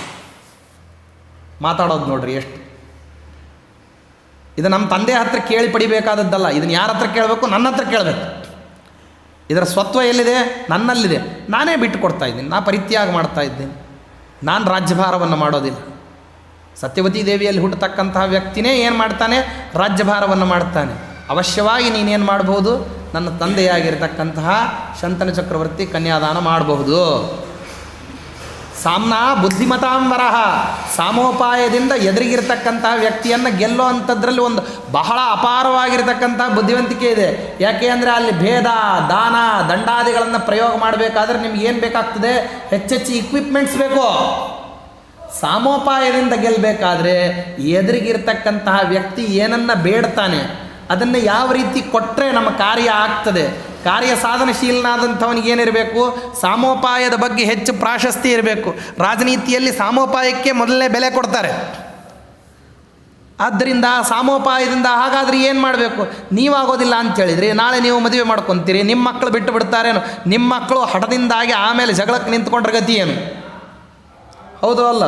ನಿನಗೇನು ಈ ಸಮಸ್ಯೆ ತಾನೇ ಬಂದಿದೆ, ಆಯಿತು ನಾನು ಹಾಗಾದರೆ ಜನ್ಮ ಪೂರ್ತಿ ಏನು ಮಾಡ್ಕೊಳ್ಳೋದಿಲ್ಲ, ನಾನು ವಿವಾಹವನ್ನೇ ಮಾಡ್ಕೊಳ್ಳೋದಿಲ್ಲ ಅಂತ ಪ್ರತಿಜ್ಞಾ ಮಾಡಿದರು. ಆ ಪ್ರತಿಜ್ಞಾಕ್ಕೆ ಬೆಚ್ಚಿ ಬಿದ್ದು ಹೋಗಿರತಕ್ಕಂತಹ ದಾಶರಾಜ ಮರು ಮಾತಾಡದೆ ಏನು ಮಾಡ್ದ, ಸತ್ಯವತಿ ದೇವಿಯನ್ನು ಮದುವೆ ಮಾಡಿ ಕೊಟ್ಟುಬಿಟ್ಟ. ಅಲ್ಲಿ ಎಷ್ಟು ವಿರೋಧಮಯವಾಗಿರ್ತಕ್ಕಂಥ ಸಂಘರ್ಷ ನಡೀತಾ ಇತ್ತು. ಆ ಸಂಘರ್ಷವನ್ನು ಕ್ಷಣದಲ್ಲಿ ಪರಿಹಾರ ಮಾಡತಕ್ಕಂಥ ರೀತಿ ಹೇಗೆ, ಈ ವಿರೋಧವನ್ನು ಉಪಶಮನ ಮಾಡಿಕೊಳ್ತಕ್ಕಂತಹ ಕ್ರಮ ಹೇಗೆ, ಇದು ಪ್ರಜ್ಞಾವಂತನಾದವನಿಗೆ ಇರಬೇಕಾದಂತಹ ಕಲೆಗಾರಿಕೆ. ಯಾವ ವಿರೋಧವನ್ನು ಹೆಂಗೆ ಉಪಶಮನ ಮಾಡ್ತೀವಿ, ವಿರೋಧವನ್ನು ಮಾಡ್ತಕ್ಕಂಥವನು ಯಾವ ಹಂತದಲ್ಲಿ ಮಾಡ್ತಿದ್ದಾನೆ, ಈ ವಿರೋಧವನ್ನು ಪರಿಹಾರ ಮಾಡ್ಕೊಳ್ಬೇಕಂದ್ರೆ ವಿವೇಕಿಯಾದವನು ತಾನು ಹೆಂಗೆ ನಡ್ಕೋಬೇಕು ಅಂತ ಗೊತ್ತಿರಬೇಕು. ಆದ್ದರಿಂದ ಆ ವಿರೋಧವನ್ನು ಏನು ಮಾಡಿದ್ದಾರೆ, ಪರಿಹಾರ ಮಾಡಿಕೊಂಡಿದ್ದಾರೆ. ಪರಿಹಾರ ಮಾಡಿಕೊಂಡು ಆ ಅಶ್ವತ್ಥಾಮಾಚಾರ್ಯರ ಹತ್ರ ಕೈ ಮುಕ್ಕೊಂಡು ಬಂದಿದ್ದಾರೆ ಭೀಷ್ಮಾಚಾರ್ಯ. ಎಂಥ ವಯೋವೃದ್ಧರಾಗಿರ್ತಕ್ಕಂಥವರು ಅಶ್ವತ್ಥಾಮಾಚಾರ್ಯ ಎದುರಿಗೆ ಇರಲಿ, ಅವರು ರುದ್ರಾವತಾರಿಗಳು, ಅವರು ಯೋಗ್ಯತಾದಿಂದ ದೊಡ್ಡವರು ಏನೇ ಇರಬಹುದು, ಏನೇ ಇದ್ರೂ ಕೂಡ ಕ್ಷತ್ರಿಯ ಕುಲಾವಂದಂಸರಲ್ಲಿ ಭೀಷ್ಮಾಚಾರ್ಯರಿಗೆ ತಮ್ಮದೇ ಆಗಿರತಕ್ಕಂತಹ ಒಂದು ಸ್ಥಾನ ಅಂತಿದೆ, ಮಾನ ಅಂತಿದೆ, ಗೌರವ ಅಂತಿದೆ. ಸರ್ವಸಂಗ ಪರಿತ್ಯಾಗಿಗಳು ಅಂತನ್ನುವಂತಹ ಅದ್ಭುತವಾದಂತಹ ವಿರಕ್ತತನದ ಹೆಗ್ಗಳಿಕೆ ಇದೆ. ಮಾತಾಪಿತೃಗಳ ಶ್ರೇಯಸ್ಸಿಗೋಸ್ಕರವಾಗಿ ಸರ್ವಸ್ವವನ್ನು ತ್ಯಾಗ ಮಾಡಿದರು ಅಂತನ್ನುವಂತಹ ಆಚಂದ್ರಾರ್ಕವಾದಂತಹ ಕೀರ್ತಿ ಹೆಸರಿನಲ್ಲೇ ಇದೆ ಅವರಿಗೆ. ಭೀಷ್ಮ ಅಂತ ಅವ್ರಿಗೆ ಹೆಸರು ಬಂದಿದ್ದೇ ಅವರ ಕೀರ್ತಿ ಸೂಚಕವಾದಂಥದ್ದು. ಇಷ್ಟೆಲ್ಲ ಇದ್ರೂ ಕೂಡ ಆ ಆಚಾರ್ಯ ಪುತ್ರನ ಹತ್ತಿರದಲ್ಲಿ ಮಾತಾಡಬೇಕಾದ್ರೆ ಬ್ರಾಹ್ಮಣ ಅವನಿಗೆ ಕೊಡಬೇಕಾಗಿರ್ತಕ್ಕಂಥದ್ದು ಗೌರವವೇ ಹೊರತು ಅಪಮಾನ ಅಲ್ಲ. ತಾವು ಬಾಯಿ ಮಾತಿನಿಂದ ಅವರು ಆಚಾರ್ಯೋ ನಾವಮಂತವ್ಯ ಪುರುಷೇಣ ವಿಜಾನತ, ಜ್ಞಾನಿಯಾಗಿರ್ತಕ್ಕಂಥ ಪುರುಷ ಆಚಾರ್ಯ ಪುರುಷನನ್ನು ಅಂದರೆ ಯೋಗ್ಯನಾಗಿರ್ತಕ್ಕಂಥ ಸದಾಚಾರವಂತನಾದಂತಹ ಬ್ರಾಹ್ಮಣನನ್ನು ಅಪಮಾನ ಮಾಡಬಾರ್ದು. ಅದು ಕೇವಲ ನಾಲ್ಗೆ ತುದಿ ಮಾತಲ್ಲ. ಆ ಗೌರವ ಎಷ್ಟು ಉತ್ಕೃಷ್ಟ ಮಟ್ಟದ್ದು ಸ್ವಯಂ ಕೊಟ್ಟುಬಿಟ್ಟು ತೋರಿಸ್ತಾರನ್ನು. ಯಾರಿಗೆ? ಅಶ್ವತ್ಥಾಮಾಚಾರ್ಯರ ಎದುರಿಗೇನೆ ಕೈ ಮುಕ್ಕೊಂಡು ಹೇಳ್ತಾರೆ, ಪ್ರಾಂಜಲಿರ್ ಭರತಶ್ರೇಷ್ಠ ಸಾಮ್ನಾ ಬುದ್ಧಿಮತಾಂಬರ ಕರ್ಣ ಯದ್ಯದ್ ಅವೋಚದ್ಧಿ ತೇಜಸ್ಸಂಜನನಾಯನ ಆಚಾರ್ಯ ಪುತ್ರ ಕ್ಷಮ್ಯತಾಂ ಮಹತ್ ಕಾರ್ಯಂ ಉಪಸ್ಥಿತಂ. ನೀವು ಕರ್ಣನ ಮಾತುಗಳನ್ನು ನೀವು ಅವ ಈ ರೀತಿ ಮಾತಾಡ್ದ, ಅವನು ಮತ್ತೆ ಮಾತಾಡಿರ್ತಕ್ಕಂತಹ ಮಾತುಗಳಲ್ಲಿ ನಮ್ಮನ್ನು ನಿಂದನ ಮಾಡುವಂತಹ ಬೇಕಾದಷ್ಟು ಅಂಶಗಳಿದ್ದಾವೆ ಅಂತಂದು ಹೇಳ್ತಿದ್ದೀರಲ್ಲ ಅಶ್ವತ್ಥಾಮಾಚಾರ್ಯ, ಸತ್ಯ ಅದು ಹೌದು. ಆದರೆ ಅದನ್ನು ಕ್ಷಮಾ ಮಾಡ್ರಿ. ದುರ್ಯೋಧನ ಕೇಳ್ಕೊಳ್ಳಿಲ್ಲ ಈ ಮಾತುಗಳನ್ನು ಆಡಿದ್ದಕ್ಕೆ, ತಪ್ಪಾಯಿತು ಅಂತ ಹೇಳಿ ಕರ್ಣ ಕೇಳ್ಕೊಳ್ಳಿಕ್ಕೆ ಮೊದಲು ಮುಂದೆ ಬರಲಿಲ್ಲ. ಆದರೆ ಭೀಷ್ಮಾಚಾರ್ಯರು ತಾವು ಮುಂದುವರೆದು ಹೋಗ್ತಾರೆ, ಆಚಾರ್ಯ ಪುತ್ರ ಕ್ಷಮತಾಂ. ಮತ್ತು ಹಂಗಂದ್ರೆ ಕರ್ಣ ಮಾತಾಡಬಾರ್ದಂತಹ ಮಾತುಗಳನ್ನು ಆಡಿದ್ನಲ್ಲ, ಆ ಮಾತುಗಳನ್ನು ಒಪ್ಪಬೇಕು ಹೆಂಗೆ ಅಂತಂದರೆ, ಯುದ್ಧ ಅನ್ನೋದು ಸಮುಪಸ್ಥಿತವಾದಂತಹ ಸಂದರ್ಭದಲ್ಲಿ ಎಲ್ಲ ಯೋದ್ಧಾರಗಳಿಗೆ ಏನು ಮಾಡಬೇಕು ಅಂದರೆ ತೇಜಸ್ಸನ್ನು ಹೆಚ್ಚು ಮಾಡಬೇಕು, ಅವರಿಗೆ ಉತ್ಸಾಹವನ್ನು ಬೆಳೆಸಬೇಕು. ಆ ಉತ್ಸಾಹವನ್ನು ಬೆಳೆಸಲಿಕ್ಕೆ ಅನೇಕ ಕ್ರಮಗಳಿದ್ದಾವೆ. ಒಂದು ಸ್ತೋತ್ರದಿಂದಲೂ ಬೆಳೆಸೋದು ಅಂತಿದೆ, ನಿಂದನ ಮಾಡಿಯೂ ಬೆಳೆಸೋದು ಅಂತಿದೆ. ನೀವು ಅನೇಕ ಕಡೆಗೆ ಬ್ರಾಹ್ಮಣರಾಗಿರ್ತಕ್ಕಂಥವರು ಬೇರೆ ಔತಣಕೂಟಾದಿಗಳಲ್ಲಿ ಭಾಗವಹಿಸಲಿಕ್ಕೆ ಎಲ್ಲ ಕಡೆಯೂ ಕೂಡ ನಿಮ್ಮ ವಾಗ್ವ್ಯಾಪಾರವನ್ನು ಹೆಂಗೆ ನೀವು ಮತ್ತೆ ಯಥೇಚ್ಛವಾಗಿ ಉಪಯೋಗಿಸಿ ನೀವು ಹೆಂಗೆ ಮೇಲೆ ಬಂದಿದ್ದೀರೋ, ಶಾಸ್ತ್ರ ಪಾಂಡಿತ್ಯವನ್ನು ಈ ರೀತಿಯಲ್ಲಿ ಹೆಂಗೆ ವಿನಿಯೋಗ ಮಾಡಿ ನೀವು ಜಗತ್ತಿನಲ್ಲಿ ಪ್ರಬುದ್ಧರು ಅಂತ ಹೆಂಗೆ ವಿಖ್ಯಾತರಾಗಿದ್ದೀರೋ, ಅದೇ ರೀತಿ ಶಸ್ತ್ರ ಪಾಂಡಿತ್ಯವನ್ನು, ಆಯುಧಗಳನ್ನು ಪ್ರಯೋಗ ಮಾಡೋದರಲ್ಲಿ ಪಾಂಡಿತ್ಯವನ್ನು ತೋರಿಸ್ರಿ ಅಂತನ್ನುವಂತಹ ಅಪೇಕ್ಷಾದಿಂದ ಕರ್ಣ ಮಾತಾಡಿದ್ದಾನೆ ಅಂತ ಆ ಮಾತುಗಳನ್ನು ಇಟ್ಕೊಂಬಿಡ್ರಿ, ಹೊರತಾಗಿ ಆ ಮಾತುಗಳನ್ನು ಚುಚ್ಚಲಿಕ್ಕೋಸ್ಕರ ಮಾತಾಡ್ದ ಅಂತ ಇಟ್ಕೋಬೇಡ್ರಿ. ಅವನ್ನು ನಿಮ್ಮನ್ನು ಚುಚ್ಚಲಿಕ್ಕೆ ಬಳಸಿದ್ದಾನೆ ಅಂತ ನೀವು ಇಟ್ಕೊಂಬಿಟ್ರೆ ಆವಾಗ ಏನಾಗ್ತದೆ ಅಂತಂದರೆ ನೀವು ಒಬ್ಬ ಪ್ರಜ್ಞಾಹೀನನಾಗಿರ್ತಕ್ಕಂಥ ಪುರುಷನ ಮಾತುಗಳಿಗೆ ಬೆಲೆ ಕೊಟ್ಟಂಗೆ ಆಗ್ತದೆ. ಆ ಮಾತುಗಳಿಗೆ ಹಂಗೆ ಅಭಿಪ್ರಾಯ ಅಲ್ಲ ಅಂತ ಏನು ಮಾಡಿದ್ರೆ ಅದನ್ನ ಆ ಮಾತುಗಳ ಅರ್ಥವನ್ನೇ ಬೇರೆ ಮಾಡಿಬಿಟ್ಟು, ಕರ್ಣ ಮಾತಾಡಿರ್ತಕ್ಕಂಥ ಅರ್ಥಗಳೇ ಬೇರೆ. ನಿಂದನ ಮಾಡಲಿಕ್ಕೆ ಕರ್ಣ ಮಾತಾಡ್ದ, ಆದರೆ ಭೀಷ್ಮಾಚಾರ್ಯ ಏನು ಮಾಡಿದರು, ಅದು ನಿಂದನಕ್ಕೋಸ್ಕರ ಅಲ್ಲ, ಅದು ಉತ್ಸಾಹವನ್ನು ತುಂಬೋದಕ್ಕೋಸ್ಕರ, ಹುಮ್ಮಸ್ಸು ಬರಲಿಕ್ಕೆ ಮಾತಾಡಿರ್ತಕ್ಕಂಥ ಮಾತುಗಳು ಅಂತ ಹಿಂಗೆ ಯೋಚನೆ ಮಾಡಿರಿ. ಅವನ್ನ ತೇಜಸ್ಸನ್ನು ಕೆಡಿಸ್ಲಿಕ್ಕೆ ಮಾತಾಡಿರ್ತಕ್ಕಂಥ ಮಾತುಗಳು ಅಂತ ಹೇಳಿ ಯೋಚನೆ ಮಾಡಬೇಡ್ರಿ. ಯಾಕೆ ಅಂದರೆ ಮಹತ್ ಕಾರ್ಯಂ ಉಪಸ್ಥಿತಂ, ಎದುರಿಗೆ ಅರ್ಜುನ ಬಂದಿದ್ದಾನೆ. ನಾನೇನು ನಿಮ್ಗೆ ಅವನ ಬಗ್ಗೆ ಹೇಳೋದು ಮಾತಲ್ಲ. ಯಾವುದನ್ನ ದ್ರೋಣಾಚಾರ್ಯರು, ಕೃಪಾಚಾರ್ಯರು, ಅಶ್ವತ್ಥಾಮಾಚಾರ್ಯ ಹೇಳಿದ್ರು, ಭೀಷ್ಮಾಚಾರ್ಯರು ಅದನ್ನೇ ಶಬ್ದಾಂತರದಿಂದ ಹೇಳ್ತಾರೆ. ಮಹತ್ ಕಾರ್ಯಂ ಉಪಸ್ಥಿತಂ, ಎದುರಿಗೆ ಬಂದವನು ಸಾಮಾನ್ಯ ಯೋದ್ಧಾರ ಅಲ್ಲ. ನಿಮಗೆ ಗೊತ್ತಿದೆ ಅವನು ಯಾರು, ಅರ್ಜುನ.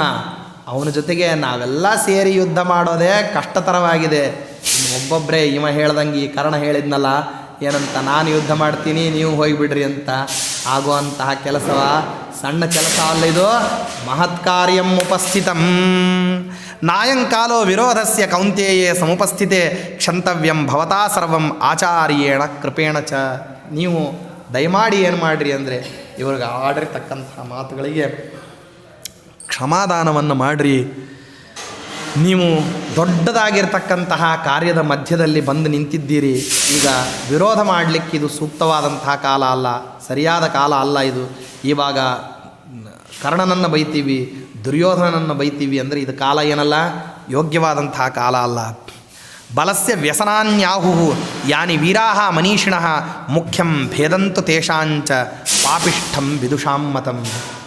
ಅತ್ಯಂತ ದೊಡ್ಡ ಬಲಿಷ್ಠನಿಗೆ ಸೋಲಿಸ್ತಕ್ಕಂತಹ ಕ್ರಮ ಯಾವುದು ಅಂತ ಹೇಳಿ ಶಾಸ್ತ್ರದಲ್ಲಿ ಪರಾಮರ್ಶೆ ಮಾಡಿದರೆ ಏನು ಹೇಳ್ತಾರೆ ಅಂತಂದರೆ, ಉತ್ಸಾಹಯುಕ್ತನಾಗಿರ್ತಕ್ಕಂಥವನು, ಬಲಿಷ್ಠನಾಗಿರ್ತಕ್ಕಂಥವನು, ಕಾರ್ಯಸಮರ್ಥನಾದಂಥವನು, ಕೆಲಸ ಸಾಧಿಸ್ತಕ್ಕಂತಹ ಪ್ರಜ್ಞಾವಂತನಾದಂಥವನು, ಇಂಥವನ ಕಡೆಯಿಂದ ಕೆಲಸ ಮಾಡೋದನ್ನು ಬಿಡಿಸ್ಬೇಕು. ಏನು ಮಾಡೋದ್ರಿ ಅಂದರೆ ಎದುರಿಗೆ ಹೋಗಿ ಏನೂ ಮಾಡಲಿಕ್ಕಾಗೋದಿಲ್ಲ ಅವನು. ಯಾಕೆಂದರೆ ಅವ ಬಲಿಷ್ಠ ಇರ್ತಾನೆ, ತೇಜಸ್ಸಂಪನ್ನನಿರ್ತಾನೆ, ಸಮರ್ಥನಿರ್ತಾನೆ, ಕಾರ್ಯ ಸಾಧಿಸ್ಕೊಳ್ತಕ್ಕಂಥ ವಿವೇಕ ಅವನಿಗಿರ್ತದೆ. ಆವಾಗ ಏನು ಮಾಡೋದು ಅಂತಂದರೆ ಅವನಿಗೆ ಮಗ್ಗಲು ಮುಳ್ಳಾಗಿ ಕಾಡೋದು. ಒಳ್ಳೆ ಕೆಲಸ, ಅದ್ಭುತವಾಗಿರತಕ್ಕಂತಹ ಕೆಲಸ, ಒಂದು ಯಾವುದೋ ಯಜ್ಞವನ್ನು ಯಾಗವನ್ನು ಮಾಡಬೇಕು ಅಂತ ಹೊಂಟಿದ್ದೀರಿ ಅಂತ ತಿಳ್ಕೊಳ್ರಿ.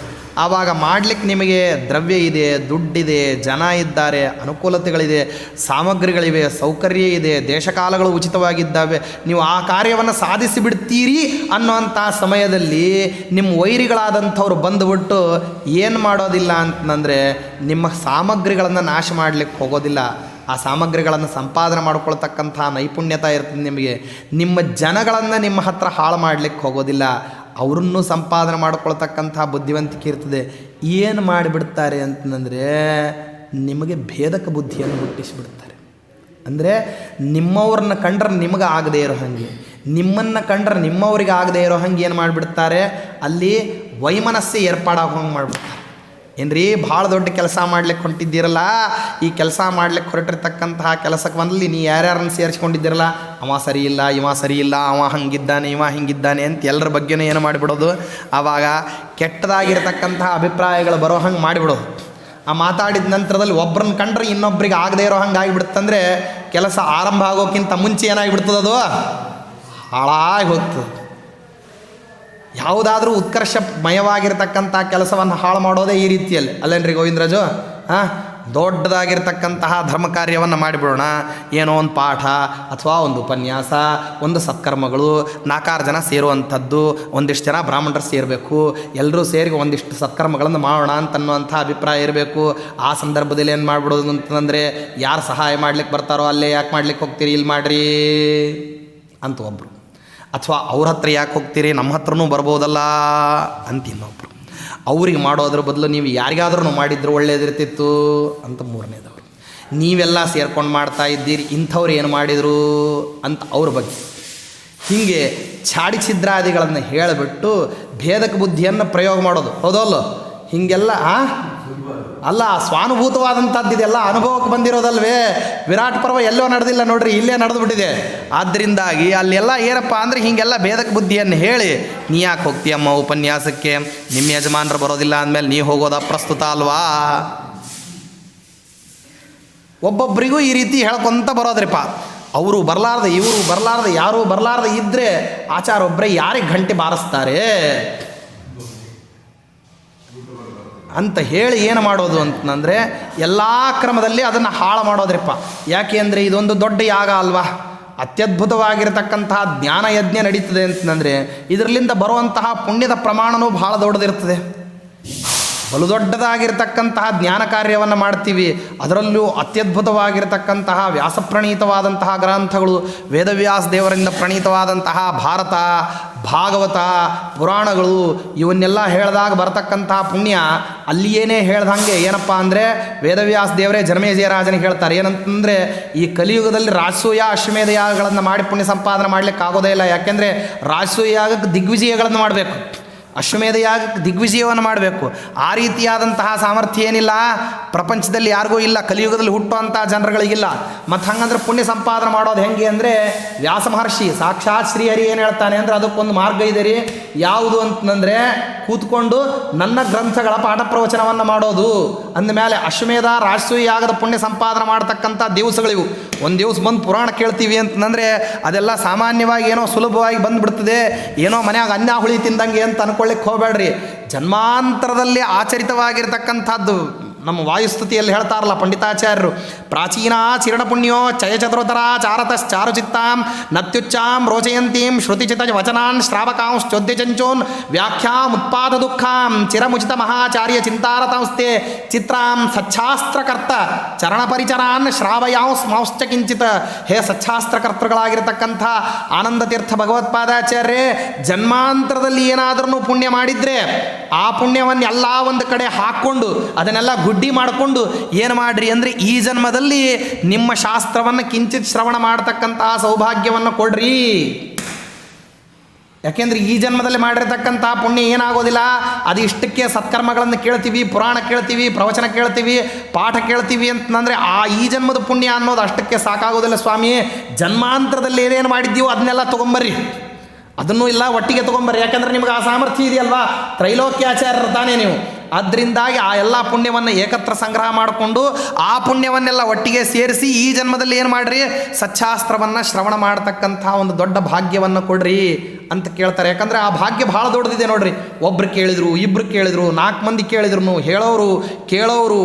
ವಾಸುದೇವ ಕಥಾಪ್ರಶ್ನ ಪುರುಷಾನ್ ಸ್ತ್ರೀನ್ ಪುನಾತಿ ವಕ್ತಾರಂ ಪೃಚ್ಛಕಂ ಶ್ರೋತೃನ್ ತತ್ಪಾದ ಸಲಿಲಂ ಯಥಾ.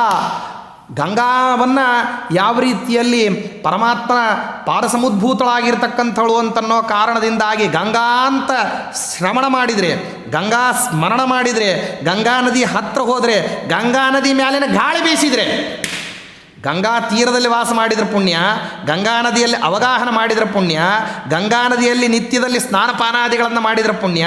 ಗಂಗಾ ನದಿ ಇದು ಒಳಗೆ ಇಳಿಲಿಕ್ಕಾಗೋದಿಲ್ಲ ರೀ, ಯಾಕೆಂದರೆ ಚಳಿ ಭಾಳ ಇರ್ತದೆ. ಕಾರ್ತಿಕ್ ಮಾಸ, ಮಾಘ ಮಾಸ ದಂಡಿ ಮೇಲೆ ಕೂತ್ಕೋತೀವಿ ಅಂತಂದ್ರೆ ಅದ್ರ ಮೇಲೆ ಬಂದಿರತಕ್ಕಂತಹ ಗಾಳಿ ಅಲ್ಲೇ ಪಾಠ ಪ್ರವಚನ ಮಾಡ್ತೀವಿ ರೀ. ಯಾಕಂದರೆ ಬೇರೆ ಬೇರೆ ಕಡೆ ಎಲ್ಲ ಹೇಳೋದಿದೆ, ಇಲ್ಲೇನೇ ಗಂಗಾ ನದಿ ಎದುರಿಗೆ ಹೇಳ್ತೀವಿ ಅಂತ ಹೇಳಿ ಅಲ್ಲಿ ಒಂದು ಶ್ಲೋಕ ಹೇಳಿದ್ರೂ ಪುಣ್ಯ. ಯಾಕೆ ಗಂಗಾ ನದಿ ಮೇಲಿನ ಗಾಳಿಯನ್ನು ಕುಡಿದಿರ್ತೀವಲ್ಲ, ಅದಕ್ಕಾಗಿ ಅದು ಪುಣ್ಯ.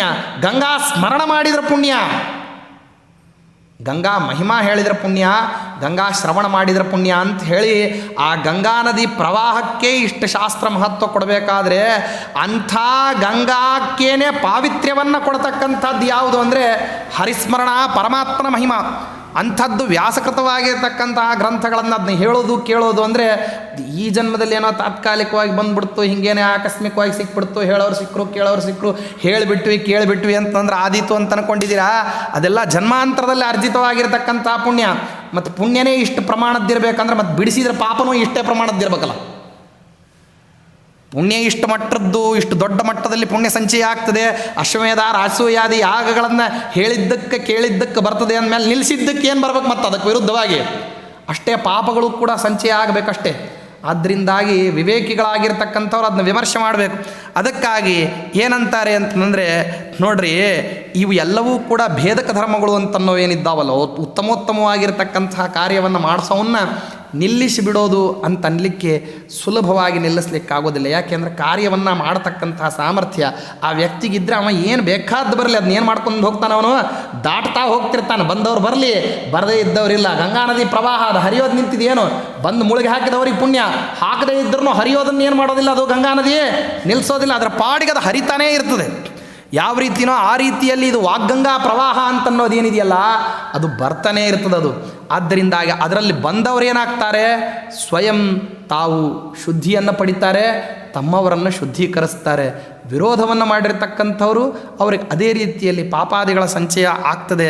ಅದಕ್ಕಾಗಿ ಬಲಿಷ್ಠನಾದಂಥವನಿಗೆ ದೊಡ್ಡ ವ್ಯಸನ ಏನು ಅಂತಂದರೆ ಈ ಭೇದಕ ಬುದ್ಧಿಗೆ ಒಳಗಾಗೋದು. ಯಾರು ಭೇದಕ ಬುದ್ಧಿಯನ್ನು ಪ್ರಯೋಗ ಮಾಡ್ತಾರಲ್ಲ, they will be succeed when, ಅವರು ನಿಜವಾಗಿಯೂ ಯಶಸ್ವಿಗಳಾಗ್ತಾರೆ. ಯಾವಾಗ ಅಂದರೆ ಬಲಿಷ್ಠನಾಗಿರ್ತಕ್ಕಂಥವನು ಈ ಭೇದಕ ಬುದ್ಧಿಗೆ ಒಳಗಾಗಿಬಿಟ್ಟ ಅಂದರೆ. ಭೇದಕ ಬುದ್ಧಿಯನ್ನು ಪ್ರಯೋಗ ಮಾಡಿದಾಗ ಈ ರೀತಿಯಾಗಿರ್ತಕ್ಕಂಥ ಛಾಡಿಛಿದ್ರಾದಿಗಳನ್ನು, ಕುಟಿಲತಂತ್ರ ಕಾರಸ್ಥಾನಾದಿಗಳನ್ನು, ಐಕಮತ್ಯವನ್ನು ಮುರಿಯುವಂತಹ ಪ್ರಸಂಗಗಳು ಬಂದಾಗ ಯಾವ ಕಾರ್ಯವನ್ನು ಸಾಧನೆ ಮಾಡಬೇಕೋ ಆ ಕಾರ್ಯದ ಬಗ್ಗೆ ನಮಗೆ ಎಚ್ಚರ ಬರಬೇಕು. ಈಗ ನಾವು ದೊಡ್ಡ ಮಹತ್ತರವಾದ ಕಾರ್ಯ ಅರ್ಜುನನ ಮೇಲೆ ಗೆಲ್ಲೋದು ಅಂತ ಬಂದಿದ್ದೀವಿ. ಈಗ ನಮ್ಮಲ್ಲೇ ಪರಸ್ಪರರಲ್ಲಿ ನಾವು ಒಬ್ಬೊಬ್ಬರು ಸಮರ್ಥರಾಗಿದ್ದುಕೊಂಡು ಅರ್ಜುನನ ಜೊತೆಗೆ ಯುದ್ಧಕ್ಕೆ ಹೋಗಬೇಕು. ನಾವೆಲ್ಲರೂ ಸೇರಿದರೆ ನಮ್ಮ ಸಾಮರ್ಥ್ಯ ಒಗ್ಗಟ್ಟಾದ್ರೇ ಏನಾಗ್ತದೆ, ನಮ್ಮ ಸಾಮರ್ಥ್ಯ ಹೆಚ್ಚಾಗ್ತದೆ ಹೊರತು ನಾವು ಒಂದು ವೇಳೆ ಈ ರೀತಿಯಾಗಿ ಭೇದಕ ಬುದ್ಧಿಗೆ ಮಣಿದುಬಿಟ್ಟು ಕರ್ಣ ಈ ಮಾತಂದ, ದುರ್ಯೋಧನ ಈ ಮಾತಂದ ಅಂತ ಹೇಳಿ ನಾವು ಮನಃಪೂರ್ವಕವಾಗಿ ಯುದ್ಧವನ್ನು ಮಾಡದೆ ಹೋದರೆ ನಮಗೇನಾಗೋದಿಲ್ಲ ಅಂತಂದರೆ ಕಾರ್ಯಸಿದ್ಧಿ ಸಿಗೋಣ ಇಲ್ಲ. ಭವತ್ಸು ಹಿ ಕೃತಾಸ್ತ್ರತ್ವಂ ಯಥಾ ಆದಿತ್ಯೇ ಪ್ರಭಾತಥ. ನೀವು ದೊಡ್ಡ ಕೃತಾಸ್ತ್ರರಾಗಿರ್ತಕ್ಕಂಥವ್ರು. ಅಸ್ತ್ರಶಸ್ತ್ರಾದಿಗಳ ಪಾಂಡಿತ್ಯ ಅಂತನ್ನೋದು ನಿಮ್ಮಲ್ಲಿ ಹೆಂಗಿದೆ ಅಂತಂದರೆ, ಸೂರ್ಯನಲ್ಲಿ ಯಾವ ರೀತಿಯಲ್ಲಿ ಬೆಳಕು ಸದಾ ಕಾಲಕ್ಕೂ ರಶ್ಮಿಪುಂಜ ಅಂತ ಕರಿತೀವಲ್ಲ, ಬೆಳಕಿನದೇ ಒಂದು ಸಮೂಹ ಅವನು ಸೂರ್ಯ ಅಂತ ಹೆಂಗೆ ಕರಿತೀವೋ ಹಂಗೆ ವಿದ್ಯಾದ್ದು ಅಸ್ತ್ರಗಳ ಪಾಂಡಿತ್ಯದ ಒಂದು ದೊಡ್ಡದಾಗಿರ್ತಕ್ಕಂಥ ಮೂರ್ತಿಯನ್ನು ಮಾಡಿಟ್ರೆ ಅಂಥ ಮೂರ್ತಿ ಇದ್ದಂಗಿದ್ದೀರಿ ನೀವಾಗಲಿ, ಅಥವಾ ನಿಮ್ಮ ಸೋದರಮಾವಾಗಿರತಕ್ಕಂಥ ಕೃಪಾಚಾರ್ಯರಾಗಲಿ, ಅಥವಾ ನಿಮ್ಮ ತಂದೆಯಾಗಿರ್ತಕ್ಕಂಥ ದ್ರೋಣಾಚಾರ್ಯರಾಗಲಿ. ನೀವು ಈ ರೀತಿಯಾದಂತಹ ವಿದ್ಯಾಸ್ಥಾನವನ್ನು ಚೆನ್ನಾಗಿ ಸಂಪಾದನೆ ಮಾಡಿದಂಥವರು. ನಿಮ್ಮಲ್ಲಿ ವಿದ್ಯಾ ಅಂತನ್ನೋದು ದಿಟ್ಟವಾಗಿ ನಿಂತ್ಕೊಂಡಿದೆ. ಯಥಾ ಚಂದ್ರಮಸೋ ಲಕ್ಷ್ಮೀ ಸರ್ವಥಾ ನಾಪಕೃಷ್ಯತೆ. ಅದೇ ರೀತಿಯಲ್ಲಿ ಈ ಚಂದ್ರನಿಗೆ ಕಾಂತಿ ಅಂತನ್ನೋದು, ಚಂದ್ರನಿಗೆ ಕಾಂತಿ, ಸೂರ್ಯನಿಗೆ ರಶ್ಮಿ ಅಂತನ್ನೋದು ಯಾವ ರೀತಿ ಸದಾಕಾಲಕ್ಕೂ ಇರ್ತದೋ ಆ ರೀತಿಯಲ್ಲಿ ನಿಮ್ಮಲ್ಲಿ ವಿದ್ಯಾ ಅನ್ನೋದು ಸ್ಥಿರವಾಗಿದೆ. ಏವಂ ಭವತ್ಸು ಬ್ರಹ್ಮಾಸ್ತ್ರಂ ಬ್ರಹ್ಮಚೈವ ಪ್ರತಿಷ್ಠಿತಂ. ಅದೇ ರೀತಿ ಅಸ್ತ್ರಗಳಲ್ಲಿ ದೊಡ್ಡದಾಗಿರ್ತಕ್ಕಂಥ ಅಸ್ತ್ರ ಅದು ಬ್ರಹ್ಮಾಸ್ತ್ರ, ಅದು ನಿಮ್ಮ ಹತ್ರ ಇದೆ. ಹಾಗೇನೆ ವಿದ್ಯಾದಲ್ಲಿ ದೊಡ್ಡದಾಗಿರ್ತಕ್ಕಂಥ ವಿದ್ಯಾ ಅದು ವೇದವಿದ್ಯಾ, ಅದು ನಿಮ್ಮಲ್ಲಿ ನಿಂತಿದೆ. ಏಕತ್ರ ಚತುರೋ ವೇದಾಃ ಕ್ಷಾತ್ರಂ ಏಕತ್ರ ದೃಶ್ಯತೆ ನೈತತ್ ಸಮಸ್ತಂ ಉಭಯಂ. ಯಾವನಾದ್ರೂ ಬ್ರಾಹ್ಮಣನಾಗಿರ್ತಕ್ಕಂಥವನು ಜ್ಞಾನವನ್ನು ಸಂಪಾದನೆ ಮಾಡಿರ್ತಾನೆ ಅಂದರೆ ಅವನಿಗೆ ಶಾಸ್ತ್ರ ಪಾಂಡಿತ್ಯ ಇರ್ತದೆ, ಶಸ್ತ್ರ ಪಾಂಡಿತ್ಯ ಇರೋದಿಲ್ಲ. ಶಾಸ್ತ್ರವನ್ನು ಬೇಕಾದಷ್ಟು ಅಧ್ಯಯನ ಮಾಡಿರ್ತಕ್ಕಂಥ ಬ್ರಾಹ್ಮಣರುಗಳು, ಮಹರ್ಷಿಗಳು ಬೇಕಾದಷ್ಟು ಜನ ಇದ್ದಾರೆ. ಶಾಸ್ತ್ರದ ಪಾರದರ್ಶಿವಾನರಾಗಿರ್ತಕ್ಕಂಥವರು, ದಂಡೆಯನ್ನು ಕಂಡಂತಹ ಅನೇಕ ಬ್ರಾಹ್ಮಣ ವಿದ್ವಾಂಸರುಗಳನ್ನು ನಾವು ನೋಡ್ತೀವಿ, ಕೇಳ್ತೀವಿ. ಆ ರೀತಿಯಲ್ಲಿ ಇದ್ದಾರೆ ಸಮಾಜದಲ್ಲಿ. ಭೀಷ್ಮಾಚಾರ್ಯರಂಥ ಆಗಿನ ಕಾಲಕ್ಕೆ ಬೇಕಾದಷ್ಟು ಜನ ಇದ್ದರು, ವಸಿಷ್ಠ ವಾಮದೇವಾದಿ ಮಹರ್ಷಿಗಳು ಇದ್ದಾರೆ. ಆದರೆ ಅವರ ಹತ್ರ ಬ್ರಹ್ಮಾಸ್ತ್ರ ಅನ್ನೋದಿಲ್ಲ. ಬ್ರಹ್ಮಾಸ್ತ್ರ ಇದೆ. ಅನೇಕ ಕ್ಷತ್ರಿಯ ವೀರರುಗಳಲ್ಲಿ ಬೇಕಾದಷ್ಟು ಜನರಲ್ಲಿ ಬ್ರಹ್ಮಾಸ್ತ್ರವನ್ನು ಸಂಪಾದನೆ ಮಾಡಿ ಯುದ್ಧವನ್ನು ಮಾಡಿರತಕ್ಕಂತಹ ಮಹಾನುಭಾವರುಗಳಿದ್ದಾರೆ, ಅಂಥವರಿದ್ದಾರೆ. ಯಾಕೆ ಸ್ವಯಂ ತಮ್ಮ ಹತ್ರನೂ ಇದೆ, ಬೇಕಾದಷ್ಟು ಜನರ ಕಡೆ ಇದ್ದದ್ದು ಭೀಷ್ಮಾಚಾರ್ಯರಿಗೆ ಸ್ವಯಂ ಗೊತ್ತಿದೆ. ಆದರೆ ಅವರ ಹತ್ರ ಏನಿರೋದಿಲ್ಲ, ಬ್ರಹ್ಮಜ್ಞಾನ ಇರೋದಿಲ್ಲ. ಬ್ರಹ್ಮಜ್ಞಾನ ಇದ್ದಲ್ಲಿ ಬ್ರಹ್ಮಾಸ್ತ್ರ ಇರೋದಿಲ್ಲ. ಶಾಸ್ತ್ರ ಪಾಂಡಿತ್ಯ ಇರ್ತದೆ, ಶಸ್ತ್ರ ಪಾಂಡಿತ್ಯ ಇರೋದಿಲ್ಲ. ಶಸ್ತ್ರ ಪಾಂಡಿತ್ಯ ಇರ್ತದೆ, ಒಳ್ಳೆಯ ಯೋದ್ಧಾರನಿದ್ದಾನೆ ಅಂದರೆ ಅವನ ಹತ್ರ ಏನಿರೋದಿಲ್ಲ, ಬ್ರಹ್ಮವಿದ್ಯಾ ಇರೋದಿಲ್ಲ. ಆದರೆ ನೀವು ಎರಡೂ ಸೇರಿರತಕ್ಕಂಥ ಉಭಯ ವಿದ್ಯಾಗಳ ಏಕತ್ರ ಸಮಾವೇಶ ಇರತಕ್ಕಂಥ ದೊಡ್ಡ ವ್ಯಕ್ತಿಗಳು. ಏಕತ್ರ ಚತುರೋ ವೇದಾಃ ಕ್ಷಾತ್ರಂ ಏಕತ್ರ ದೃಶ್ಯತೆ. ಎಲ್ಲ ವೇದಗಳನ್ನು ಅಧ್ಯಯನ ಮಾಡಿರ್ತಕ್ಕಂಥ ವ್ಯಕ್ತಿಗಳು ಒಂದು ಕಡೆ ಇದ್ದಾರೆ. ಕ್ಷತ್ರಿಯ ಸ್ವಭಾವಕ್ಕನುಸಾರವಾಗಿ ಚೆನ್ನಾಗಿ ಯುದ್ಧವನ್ನು ಮಾಡತಕ್ಕಂಥ ಪಾಂಡಿತ್ಯ ಇರೋರು ಇನ್ನೊಂದು ಕಡೆ ಇದ್ದಾರೆ. ನೈತತ್ ಸಮಸ್ತಂ ಉಭಯಂ. ಇವು ಎರಡೂ ಸೇರಿರತಕ್ಕಂಥ ವ್ಯಕ್ತಿಗಳನ್ನು ಕಸ್ಮ್ಯೂಶ್ಚಿದ ಅನುಶುಶ್ರಮ ನಿಮ್ಮಂಥವರಲ್ಲಿ ಕಾಣಬೇಕೇ ಹೊರತು ಎರಡೂ ವಿದ್ಯಾ ನಿಮ್ಮ ಹತ್ರ ಇದೆ. ಅನ್ಯತ್ರ ಭಾರತಾಚಾರ್ಯಾತ್ ಸಪುತ್ರಾದಿತಿ ಮೇ ಮತಿ ಬ್ರಹ್ಮಾಸ್ತ್ರಂ ಚೈವ ವೇದಾಶ್ಚ ನೈತದನ್ಯತ್ರ ದೃಶ್ಯತೆ.